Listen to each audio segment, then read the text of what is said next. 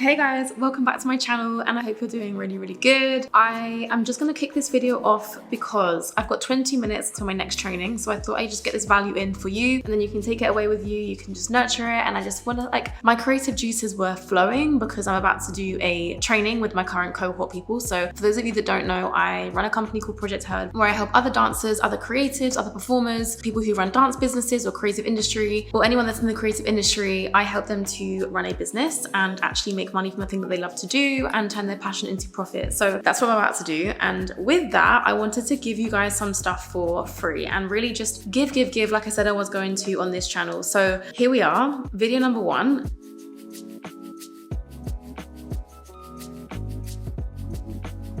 Buckle in because there's going to be a ton of other stuff that I've got planned for this channel. But right now, I'm going to just refresh and reflect with you guys because I want you guys to be able to just be on the journey with me rather than me perfectly preparing everything. This is just me thinking out loud, you know, this is coming from my heart. This is really true to me. So yeah, hopefully you guys can see that and feel that. And it really, really feels like I'm just with you guys and vice versa. So today's video is going to be 10 things that I've learned as a dance business owner in this industry over the last, let's say the last 8 years, I think it's been. Wow.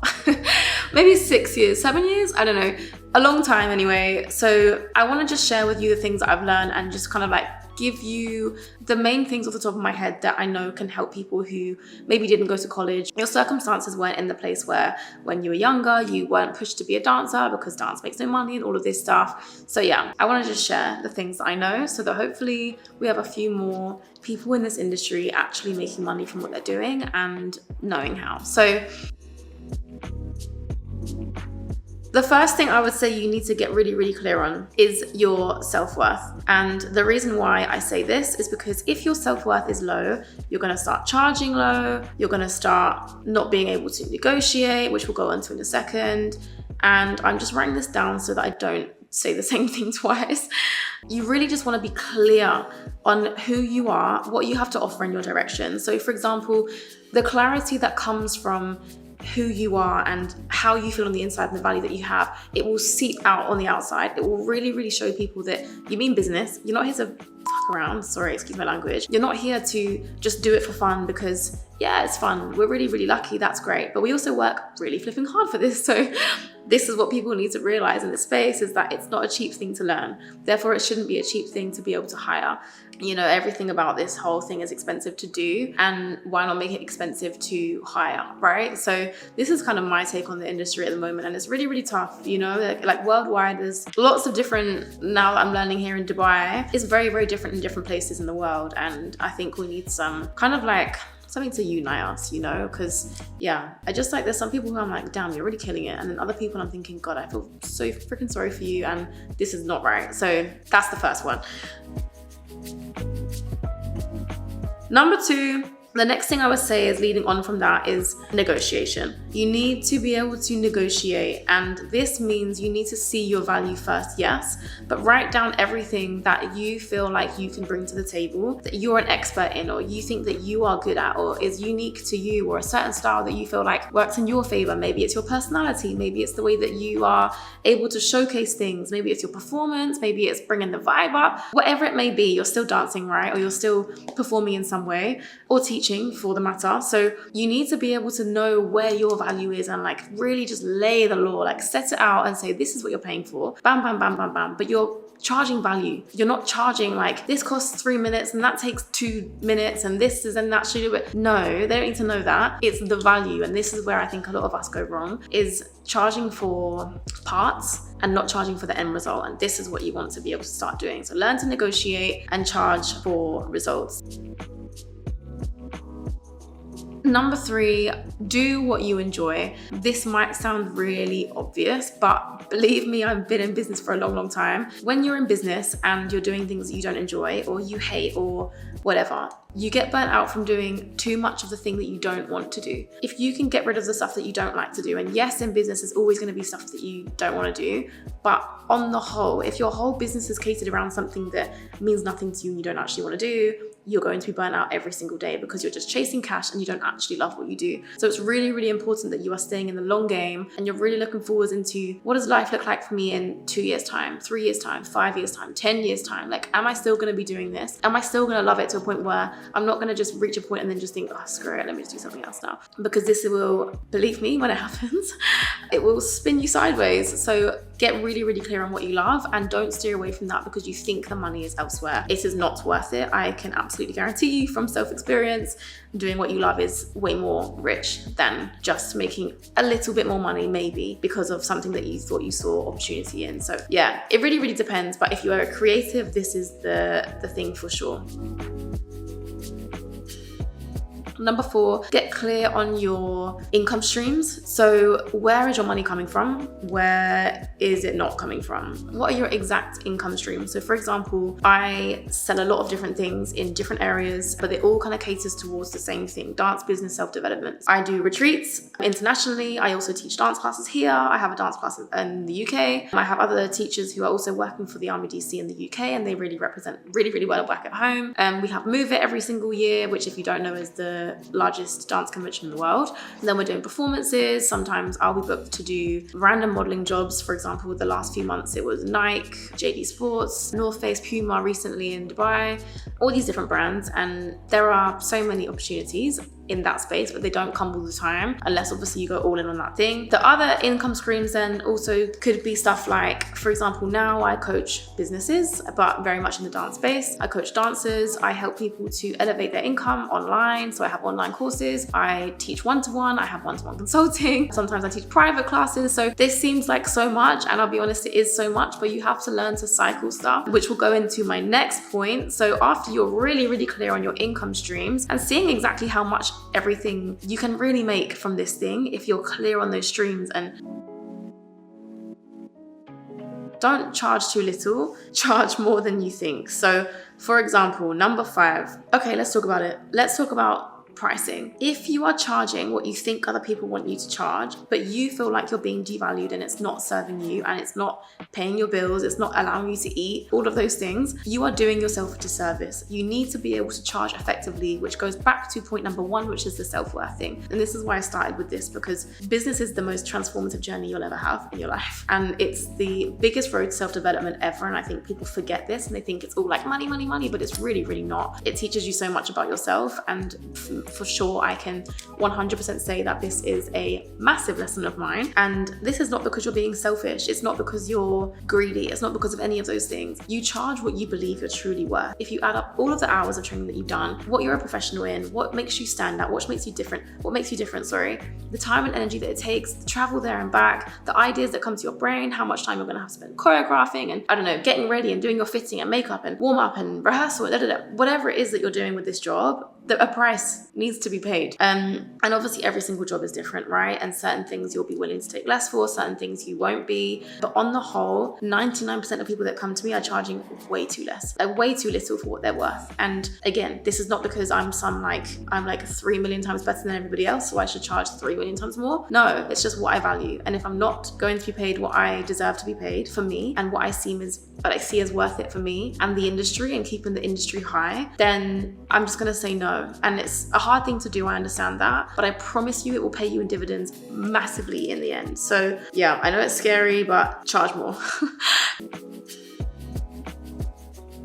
Number 6, your health. This is a curveball. I learned some really, really, really rough lessons because of my health, and I wasn't looking after myself. I was always just thinking about the next thing and what I was going to do next, and like all of the income streams I don't know, said about a second ago. What I mean by kind of cycling your income streams and having control over it is you cannot do everything at once. That is just impossible. You are going to suffocate. You won't even be able to see clearly. And I was trying to do everything. And what I now know is, right, Beckie, if you're in this for the long game, you need to be able to cycle. So now I have an annual plan, I was gonna say Monday to Sunday, January to December, which says every single month what I'm doing and selling and bringing back and pulling back on and going ham on those months. And it really keeps me in like a nice cycle because I have ADHD, and this means that for me personally, and I'm a jack in the box, right? Like us creatives are very, very similar, I know. I cannot do do one thing for too long, it bores the hell out of me, and I find it really, really tough to stay focused when I'm doing one thing for too long. So I need things to keep chopping and changing all the time. But without structure,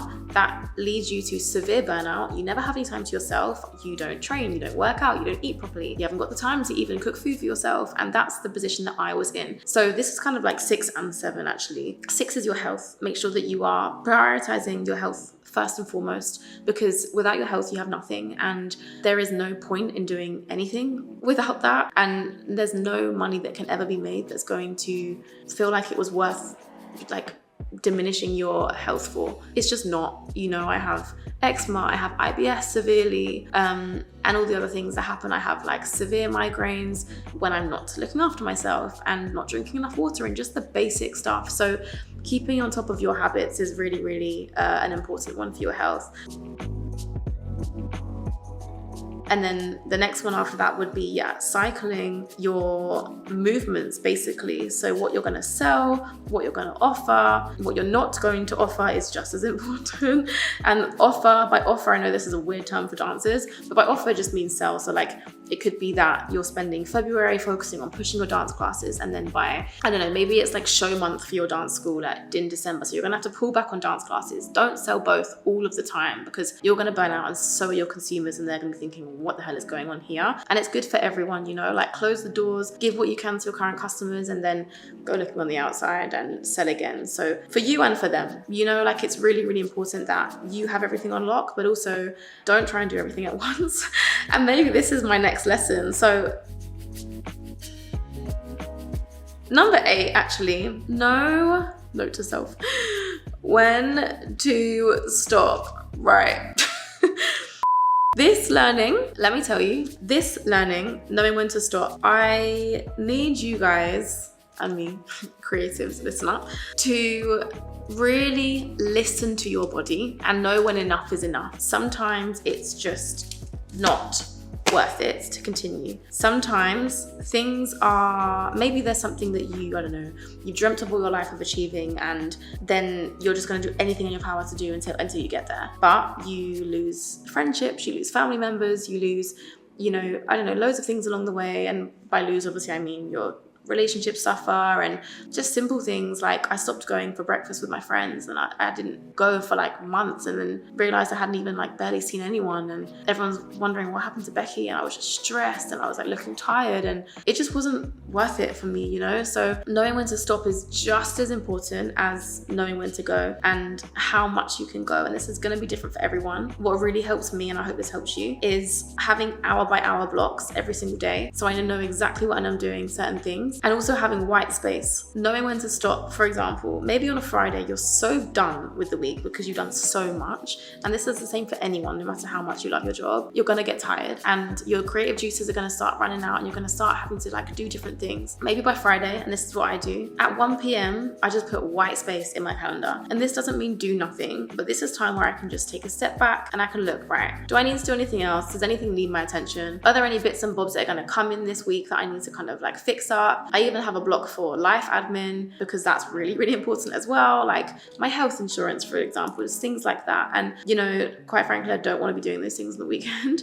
So yes, I will put it in my day, and it's just as important for me as my work. So knowing when to stop, guys, I know this is not what you want to hear, but if you want to hear it from somebody who's been there and done it, and I will save your asses, then really, really, really try and take note on this not so fun, but really, really important step. Number 9, have one core offer. And what I don't mean is sell one thing. What I do mean is have one direction. And what I was thinking before was, let me just like sell this, sell that, I'll sell that, I'll sell that, I'll sell that. And then my messaging just got really messy. My social media was just a mess. I was like stuck and blocked and frustrated because I didn't know whether to post about this or post about that, because everything just wasn't aligning. I realized that no matter how much I would love to help the whole entire universe, and I would love to help everyone, I just can't. And you are only one person and your personal brand will represent everything that you stand for. So get so clear on what you stand for. And maybe it's that you are a roller skater who is full of beans, you're so happy and bubbly all the time, but you've actually got this like really personal side to you that no one really knows about you, but there is a really, really deep reason as to why you do this and like why you're always so happy and why you're always like promoting positivity and smiling all the time. So then thinking about it, and I don't want to put kind of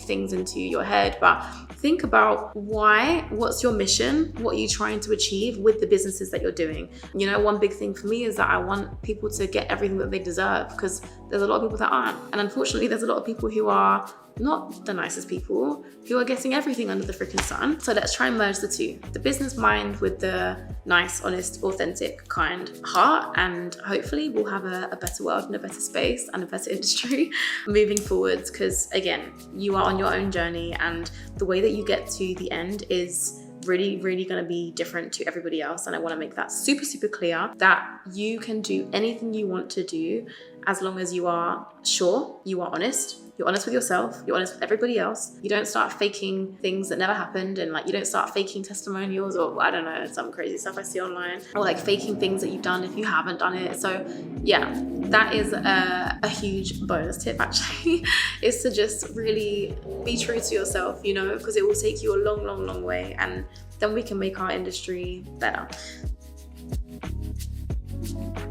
Number 10, you are not for everyone. Don't try and sell to everyone. Don't try and dance for everyone. Don't think that the whole universe should come to your dance class, because there are millions of people in the universe. Everyone is different, and there's going to be someone different for everyone. And that is okay. Be okay with that. If people go somewhere else and this person is nothing like you, good for you. It means they probably weren't for you. And that's okay. You know, like people have to find their tribe. They have to find their people and what works for them. You know, there's certain things that I do that I truly believe in, but it doesn't mean it's right for everybody else, and vice versa. You are not for everyone. Don't try to sell to everyone, because why is there so many cars just revving down my road? You are not for everyone, and you will have so much more peace in just selling to one person and pleasing one type of person and getting clear on that. So that was a real crash course in all of the things that I have learned about business and this industry and growth and whatever. I will speak about figures another time. What I really want to do with this channel is I want to do like a course, like a free course for you guys where you just get everything for like 8 weeks, and I will give as much knowledge as I possibly can within that time. So stick around for the next video. Thank you so much for listening to this one. If you are crackers like me, then you would have understood everything I said. If not, I am so sorry for speaking so quickly. I just wanted to get to the end of this video and make sure that as much knowledge as possible was out. But if you need to put it on half speed, then I really, really, really understand, and just let me know in the comments, because I'd love to know. So yeah, thank you so much again. I am on time for my Zoom. Thank you guys. I will see you in the next video, and let me know if this helped you. Mwah.